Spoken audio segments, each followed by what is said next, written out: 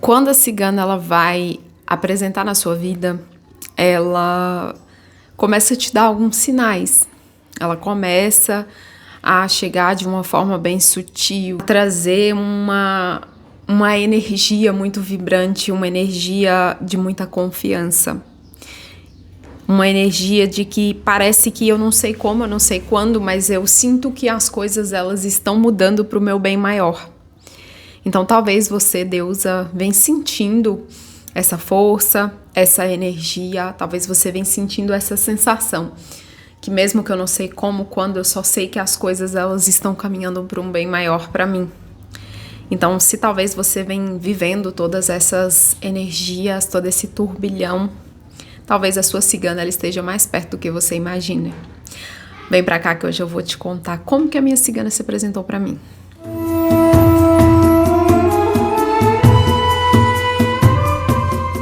Saudações, deusas! Sejam muito bem-vindas, seja muito bem-vindo. Você, deusinho, também encontrou aqui esse canal, que encontrou esse vídeo. É um prazer receber vocês. De antemão, eu já quero deixar um recado pra vocês. Essa semana eu não consegui trazer a aula do Imperador, tá?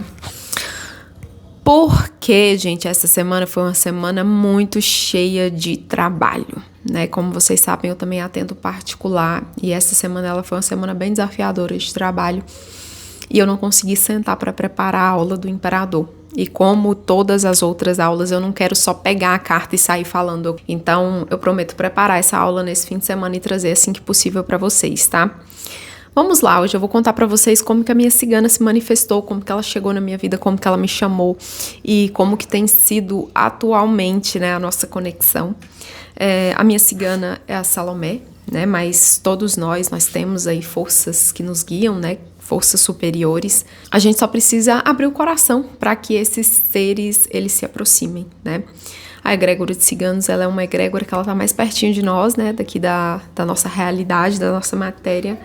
Então, por isso que a gente vê muita gente conectada, né, com ciganos, com Exu, Pombogira, porque são energias que estão mais próximas, assim como as energias estelares, elas são energias que elas estão mais elevadas, né, então por aí vai. Como que Salomé chegou na minha vida? Em 2019, eu estava vivendo uma fase, assim, de muitos questionamentos, né, eu ainda era manicure, eu estava estudando pedagogia e eu estava assim naquela fase de muitos questionamentos, porque já tinha muitos anos que eu era manicure, eu já estava assim, meu corpo já estava bem cansado desse bate e volta, porque eu ia nas casas a domicílio de bicicleta e eu ficava muito cansada, eu atendia muitas pessoas, né, muitas pessoas, e eu ficava indo nas casas e eu estava muito cansada, então eu estava numa fase assim de muitos questionamentos, e aí começou também, né, aquela fase da pandemia, e foi nessa época que uma senhorinha que muito querida aqui da minha cidade, ela faleceu. Essa senhorinha, ela vendia hortaliças na rua, ela colocava uma bacia muito grande sobre a cabeça. O nome dessa senhorinha era Adélia e ela saía para vender as hortaliças dela à noite. Ou ela vinha com um carretão ou ela vinha com a bacia na cabeça. Ela andava também com um carretão. E ela saía vendendo essas hortaliças à noite. E aí um dia, né, eu ficava muito na rua, conversando com uma vizinha, com a filha da vizinha da minha mãe. A gente sempre deu muito certo. E eu tava batendo papo com essa menina, vivia batendo papo com essa menina na rua quando ela passava vendendo as hortaliças dela. E ela passava à noite. E um dia eu conversando com ela, eu perguntei, Adelinha, mas por que você só vende alface à noite? Ela, porque à noite o pessoal tá em casa, né? À noite tá todo mundo já chegou do seu trabalho, então eu vendo muito mais do que de dia. E aí de dia eu faço outras coisas, eu planto minha horta, né? Ela gostava de beber uma pinguinha, sabe? E aí essa Delinha, ela já tinha falecido há algum tempo. Eu não me recordo direitinho as datas, mas foi em 2019. Eu já tinha lançado o meu livro Sonhador Adormecido, que inclusive é papo para um outro vídeo que eu preciso contar a vocês, coisas bombásticas que eu tô descobrindo desse livro que eu mesma escrevi. Essa Adelinha, ela já tinha falecido há alguns meses, há pelo menos uns 8, 9 meses, eu acho. Dormindo, né, eu sonhei que eu morava numa caverna, e aí eu me vi, né, com o cabelo cacheado que eu tenho hoje. Na época eu usava progressiva no meu cabelo, tá? Em 2019 eu ainda era uma escrava da progressiva E aí meu cabelo era liso e era grandão, né? De progressiva. Só que aí no sonho eu me vi dentro da caverna com este cabelo. Não reparei a bagunça, que esse cabelo tá bem feio esses dias, então eu ainda não finalizei e ele tá de duas cores, ó, como vocês podem ver, porque eu tô deixando a tinta sair. Isso aqui foi dica da própria Salomé, deixe seu cabelo natural, e eu tô fazendo isso, né, não tô pintando mais. E aí eu me vi dentro dessa caverna, como se fosse uma caverna mesmo, sabe? E as paredes, assim, era toda de rocha, pedras, um lugar muito bonito. Mais escuro, né, com iluminação com velas. E eu tava dentro dessa caverna, na frente de uma enorme mesa de madeira, uma mesa bem rústica mesmo, sabe? Uma mesa, assim, de uma cor mais escura, de uma madeira, assim, bem escura. Em cima dessa mesa tinha um monte de vidros com ervas, tinha caldeirão, tinha tudo que vocês pensassem. Ali tinha punhal, né? Espada, assim, como se fosse uma espada, punhal. E aí tinha caldeirão, tinha um monte de coisas também, ferramentas, pedaço de madeira, tinha um tanto de coisa que eu, assim, não me recordo ainda direitinho. Mas eu tava lá com esse cabelo cacheado, só que esse cabelo cacheado, ele era lá na cintura, né? E a última vez que eu tive esse cabelo cacheado na cintura foi quando eu tinha 11 anos, que foi quando a química, ela entrou na minha vida, que a minha mãe, ela começou a usar aquela pasta Enê Pelúcia, não sei se vocês lembram disso, Enê Pelúcia. Minha mãe começou a usar e o cabelo dela ficou muito bonito, e ela falou comigo, você pode usar no seu também, que seu cabelo vai ficar bom, que antigamente tinha isso de cabelo bom e cabelo ruim, né? Só que na verdade isso aqui não é cabelo ruim, não existe cabelo bom e cabelo ruim, existe cabelo crespo, enrolado, encaracolado, liso. Não existe cabelo ruim nem cabelo bom, né, gente? Pelo amor de Deus. E aí na época a gente ainda tinha essa crença, né? E minha mãe falou, se você usar Enê, seu cabelo vai ficar bom, aí seu cabelo não vai ser ruim mais. Minha mãe falou isso comigo. E aí eu falei, mãe, então tá, então compra um Enê que eu vou passar. E eu usei Enê 2 vezes e ele quebrou meu cabelo todinho assim, ó. Quebrou, mas torou. Que eu fiquei. Uma vez eu fui na roça com minha avó, na carroceria de um carro de um primo nosso. Meu cabelo, essa parte que tava quebrada, voava assim, ó. Então a última vez que eu tive cabelo na cintura foi com 11 anos. E aí,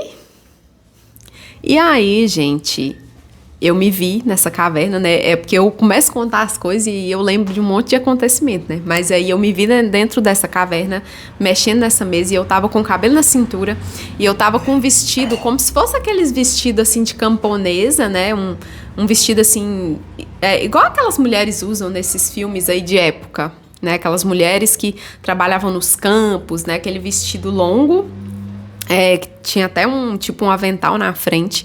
Com esse cabelo, eu tava com um lencinho assim na cabeça, da mesma cor do vestido. E aí eu tava lá, mexendo com essas ervas nessa mesa. E aí chegou essa senhorinha, a Adelinha, e ela gritou, ô Salomé, desse jeito. Aí eu fui, né, até ela, vi ela e trouxe ela pra dentro da caverna. E aí nisso eu acordei.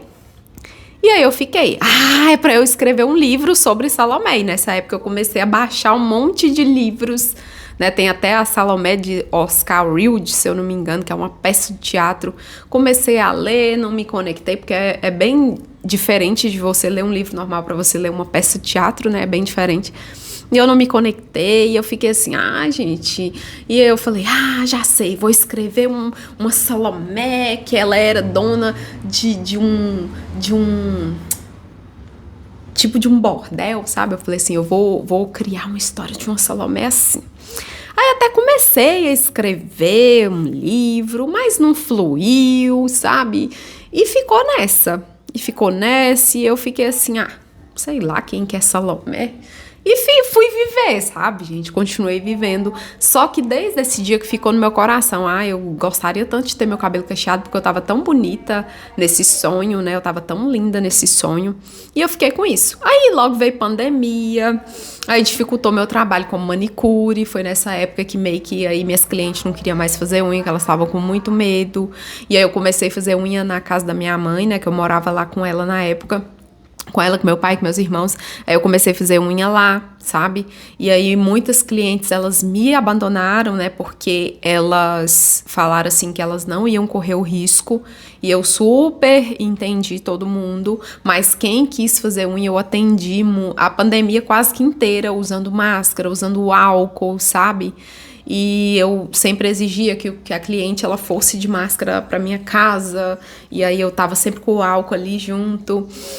E aí foi quando minha faculdade, né, eu cheguei no último ano, gente, no último semestre da minha faculdade em pedagogia, eu falei assim, cara, isso não é pra mim. Quando eu fui pros estágios, que eu voltei dos estágios, eu falei, isso não é pra mim. O último estágio, que é o estágio de secretária, eu falei, nem... E quando a gente fica assim, super desconectada, eu falei assim, gente, isso não é pra mim, né? O que eu tô fazendo aqui? Formei, né, no mês de agosto, e aí logo as coisas tudo fechou.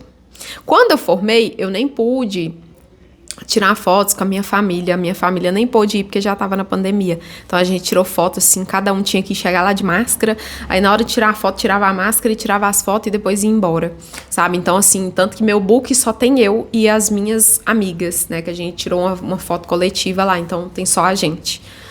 Então assim, foi uma fase muito difícil, aí eu me formei. Aí eu comecei a procurar trabalho na área de pedagogia. Comecei a procurar trabalho, porque nessa época eu já tinha parado, né, com as unhas.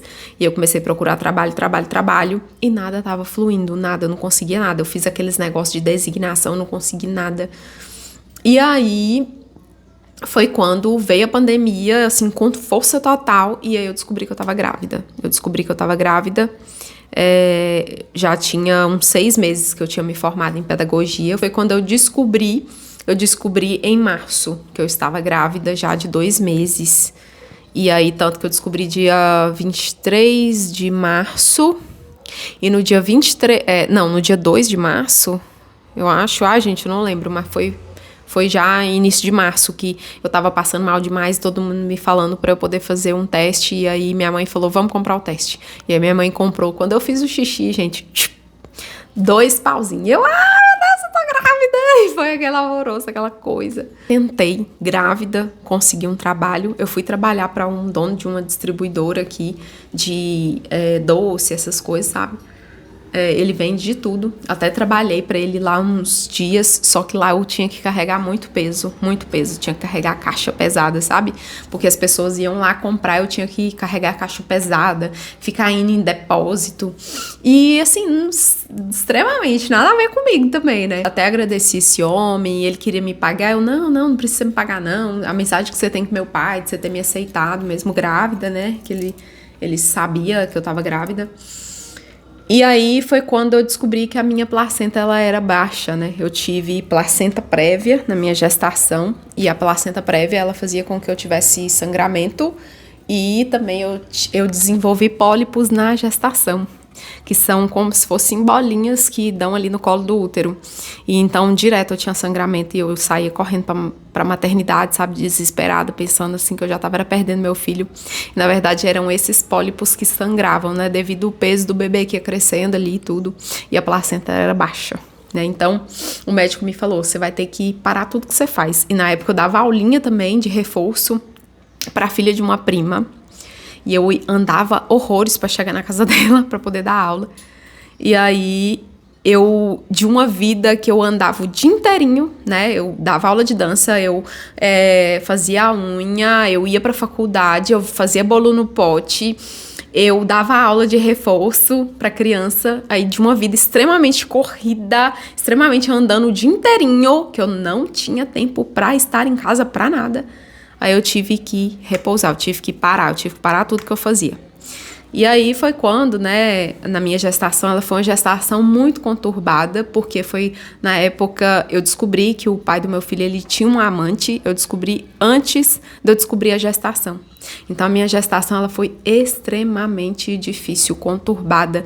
E, assim, o universo, ele prepara tudo, né? Se eu não tivesse gestação de risco, eu acho que eu teria sofrido mais. Porque eu já tava de um jeito assim que eu queria ir até a casa da mulher e pegar eles e fazer um barraco, sabe? E naquela época eu era essa pessoa, tá? Eu era essa Kerley. E aí o médico falou, você vai ter que ficar quieta, deitada, porque era eu levantar, sangrava. Então ele falou, pra você segurar esse bebê, você vai ter que se abdicar de tudo. E aí eu não podia ir mais na academia, eu não podia fazer exercício, eu não podia fazer nada, né? Então eu comecei a escrever. E aí foi quando eu me dediquei um pouco mais, tentar escrever de Salomé, e não tava dando certo, não tava conectando. O tempo passou, eu tive neném. Aí quando o tarô chegou na minha vida, que foi através da minha amiga Juliana, do Tarô Fadas Vitorianas. A Juliana, ela tava procurando uma taróloga e ela não encontrava. Aí a Juliana pegou e falou comigo assim, você quer saber de uma amiga? Eu e a Juliana já éramos amigas há muito tempo, pela literatura. A minha gestação também, a Juliana me ajudou muito, porque a Juliana, ela também passou por isso de placenta prévia na gestação do primeiro filho dela, do Arthur. E aí a Juliana e ela me ajudou muito na minha gestação, porque ela ficava me acalmando quando eu tava assim extremamente nervosa, preocupada, ela ficava me acalmando lá em Floripa, eu aqui em Paracatu. E a Juliana, ela gravava áudios assim gigantes me falando, me explicando como que ela passou por isso. Então eu sou muito grata à vida da Juliana, à ajuda da Juliana. Nossa, eu falo que a Juliana assim é uma pessoa incrível na minha vida, sabe? E aí a Juliana falou comigo, amiga, eu tô procurando uma taróloga e eu não acho. Você quer saber de um? Eu acho que eu vou estudar tarô. E eu falei assim, Juliana, sério? Mas sei lá, eu tô com essa vontade também, sabe? E engraçado que eu tinha um livro de tarô, uma capa de um livro de tarô que tava na minha galeria de celular. Gente, eu não sei como que essa foto foi parar lá. Essa foto, ela estava lá antes da Juliana me falar isso. Eu não sei como que essa foto foi parar na minha galeria até hoje. Eu tenho essa foto até hoje, que eu posso deixar aqui pra vocês. Eu não sei como que essa foto foi parar na minha galeria. Ela já estava na minha galeria. Tanto que quando a Juliana falou, é como se essa foto ela já estivesse na minha galeria. E quando a Juliana falou, parece que era pra essa foto, ela meio que esfregou na minha cara o tarô e eu não via, não tinha visto. E aí a Juliana, ela plantou essa sementinha no meu coração, entende? E eu sempre adorei esse lado místico, esse lado esotérico, esse lado assim, né, mais bruxa. Tanto que quando eu era criança, o meu sonho era ser bruxa. Eu tinha bruxa na parede do quarto inteirinho. Juliana falou, então eu vou comprar um tarô, vou começar a estudar. E você pega daí e estuda também. E assim a gente começou a estudar e tudo. E a partir do tarô, quando eu comecei a estudar tarô, a Juliana, ela me mandou de presente umas pedras, o oráculo de Afrodite, e ela me mandou um baralho cigano. Só que na época eu falei assim, não, eu não tenho chamado para baralho cigano. Embora eu tenha tido muita conexão com ciganos na minha infância, né, que eu tenho que contar isso para vocês também, eu não tenho esse chamado para estudar baralho cigano, então baralho cigano eu não vou estudar. E aí eu peguei e doei esse baralho pro meu irmão, porque quando eu comecei a estudar tarô, meu irmão também falou que ia estudar. Só que meu irmão falou, não, eu vou estudar baralho cigano. Aí eu dei esse baralho de presente pro meu irmão, que a Juliana tinha me dado. Fui estudando tarô. Os primeiros meses eu não me conectei muito assim com tarô, porque eu tava passando por uma fase muito difícil dentro do casamento, né? Porque logo que Nathan nasceu, eu fui morar junto com o pai dele.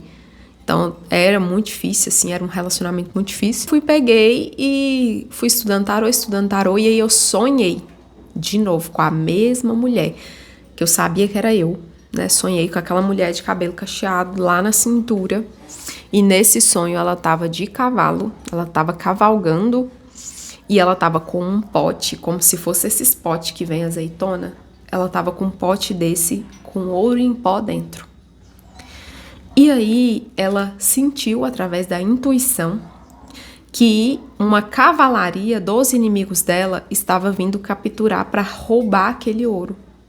E aí essa mulher, né, no sonho eu fui vendo ela, eu falei, é Salomé. Aí no sonho, essa mulher, ela sentiu que essa cavalaria se aproximava, aí ela parou o cavalo dela, ela desceu, ela entrou dentro de uma caverna, escondeu o pote de ouro, e ela voltou, montou o cavalo e continuou andando quando a cavalaria veio para capturar. E quando ela viu o chefe da cavalaria, era um homem de cabelo grande, cabelo assim mais ondulado, cabelo preto, um homem muito bonito. Ela sabia que aquele homem, ela e esse homem, eles tinham um amor escondido, um amor que ele não era possível, era um amor proibido. E aí, esse homem, ele era o homem que capturava. E ali eu percebi que ele ficou assim muito mal por ele ter que capturar o amor dele, mas ele tava, né, com os companheiros ali, com a cavalaria inteira. E aí eu fui capturada. E aí eu acordei com aquela sensação do pote de ouro que foi guardado, eu acordei com aquela sensação do meu amor de outra vida, que a gente não podia viver um amor, que era proibido, e eu acordei com a força de Salomé. E a partir desse dia eu comecei a me interessar pelo baralho cigano, e foi uma coisa assim muito incrível. Comecei a estudar e foi muito bom. Comecei a trazer algumas cartinhas nas minhas leituras. Nessa época eu já estava na rede vizinha de vídeos curtos. Lá eu já estava assim com um público bem grande, um público que gostava das minhas leituras. E aí eu fui me lembrando daquele tempo que eu era criança, que eu tive muito contato com cigano. Na época, os ciganos, eles embarracavam perto da casa da minha avó e ficava aquele monte de barraca nos terrenos que tinham lá perto. E a minha avó tinha muita conexão com as ciganas. Elas iam lá com os maridos das ciganas, eles iam lá na minha avó deixava eles tomarem banho na casa dela, sabe? E eu lembro até hoje da cigana entrando debaixo da torneira, tomando banho lá na casa da minha avó. E minha avó, a minha tia ficou com até algumas tigelas que a cigana deu minha avó de presente. Elas ficavam muito gratas e elas sempre davam minha avó, assim, presentes, né? Então, assim, eu cresci com essa egrégora. A gente passava dentro do terreno que eles estavam embarracados, a gente passava e conversava, eles estavam ali fazendo comida, era uma coisa, assim, muito incrível, sabe? E as mulheres sempre cheias de adornos, com muitas pulseiras, com saias coloridas, com lenços na cabeça. Era muito top mesmo. Então aí eu comecei a me lembrar, né, desse tempo nostálgico, que eu era criança. E aí Salomé foi se aproximando, né, e aí eu comecei a me conectar mais e mais a essa força, né, no início uma coisa muito crua, que eu não sabia direito, mas aos poucos eu fui entendendo, né, e eu fui me conectando mais e mais a ela. Então foi assim que a Salomé chegou na minha vida, né?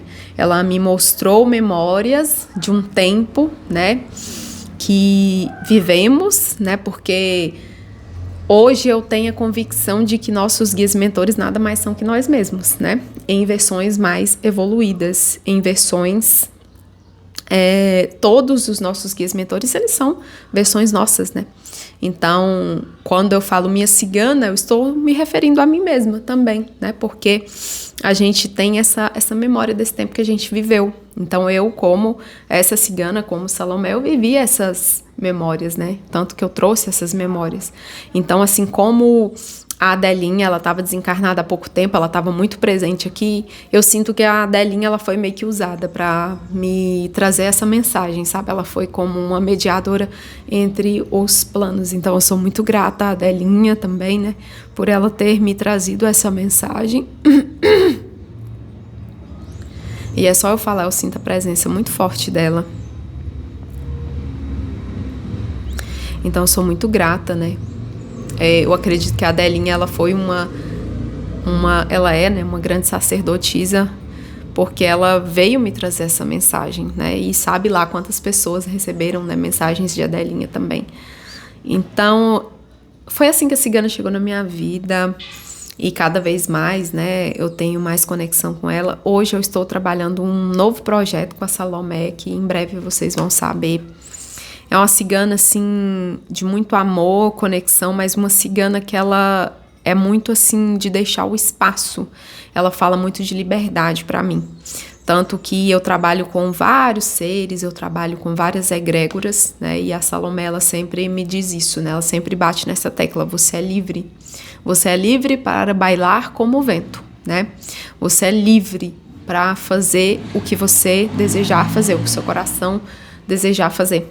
Então, a Salomé, ela traz muito isso. É uma cigana de força, assim, muito potente. É uma cigana que eu tenho certeza que ela sempre esteve ali presente naqueles momentos que foram extremamente turbulentos na minha vida amorosa, né? E é uma cigana que ela tem me ensinado muito sobre amor próprio, magnetismo. Ela tem me ensinado muito sobre me valorizar, sabe? Eu sinto muito forte ela sempre junto, ela sempre perto, ela sempre trazendo os conselhos dela. A Salomé é muito bonita, e quanto mais a gente se conecta a essa cigana, parece que mais a gente fica parecida com ela, né? Eu tenho algumas consulentes que elas até falam: nossa, você é como uma cigana, né? Você me remete a uma cigana, né? E assim, realmente eu sinto isso, né? Parece que a gente vai conectando e a gente vai ficando mais parecido com aquela força, né? Então hoje eu trabalho 100% com ela, trabalho com as cartas canalizadas dela. E eu sou muito grata a Salomé, a sua egrégora. Recentemente também tem um cigano se apresentando para mim, ele já revelou o nome, eu já conversei com Salomé sobre ele. E eu estou muito feliz e grata, e em breve eu tenho certeza que ele vai estar passando mensagens também para vocês. E eu tenho certeza que vocês vão gostar muito dele também. É uma energia assim bem forte também, bem potente. E é sobre isso. Me fala nesses comentários, aqui nos comentários, se você já se conectou com a sua cigana, como que é, ou se você sente essa cigana pertinho de você, que eu vou adorar saber também, tá? Beijo, deusa, muita gratidão. E a gente se vê na aula do Imperador, que vai ficar para a próxima semana, tá bom? Tchauzinho.